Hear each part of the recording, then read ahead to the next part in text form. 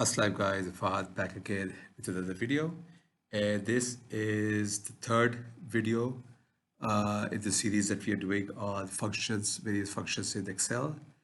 Uh, the previous video was accrued interest that of a security that is paid out periodically.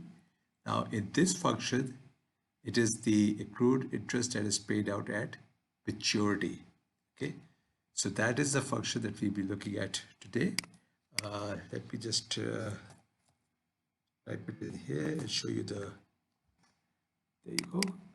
So this is at maturity, accrued interest at maturity.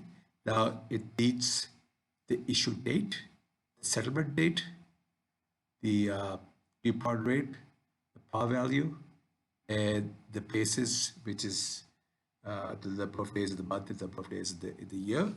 So let's first recap what these definitions are. Now, issue is required. This is the issue date of the security.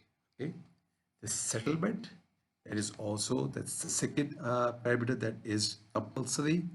Now, this is the settlement date of the security. This is the date after which this has to be obviously after the issue date when the security is settled. Rate, that's also called the coupon rate at times. That is the security's annual coupon rate or the interest that you're getting. Par is also called par value or face value. That is the value which you would settle the security at. If you omit that, the default is $1,000. Actually, this should be, there needs to be an M at the end here. Okay, and basis, that's the type of day count it will be using. Now, quickly recap the day count. If it's 0 or omitted, that is the US format, also the European, that assumes 30 days in the month and 360 days in the year. If the basis is 1, that's an actual, be the actual days of the month and actual days of the year. 2 would be actual days of the month and 360 days of the year. 3 would be actual days of the month and 365 days in the year. And the fourth, which is 360, which is the same as the US. So, like in the previous video, I have some information already punched in here: the issue date, the settlement date, the coupon rate, par value, and the basis. So let's calculate the accrued interest at maturity. Okay. So the interest issue is 1st of March 2020. The settlement date is 28th February 2022. The rate or the coupon rate is 9.5%. Par value is $1,000, and the basis would be 0 because you're going with 360.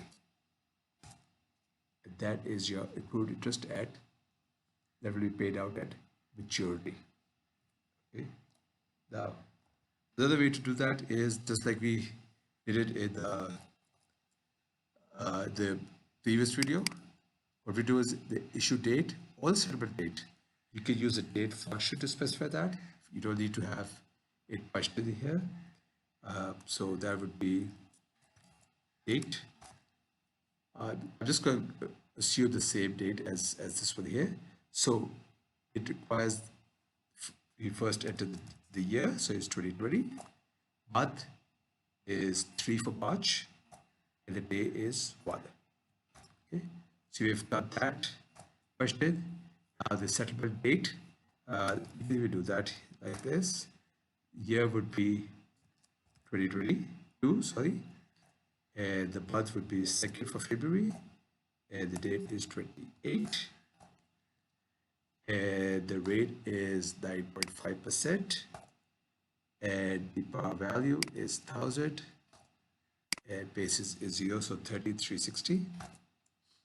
And when we do it this way, whether we are picking the dates off from a cell like this, or we use a date function, the answer used to be the same, which it is. Okay?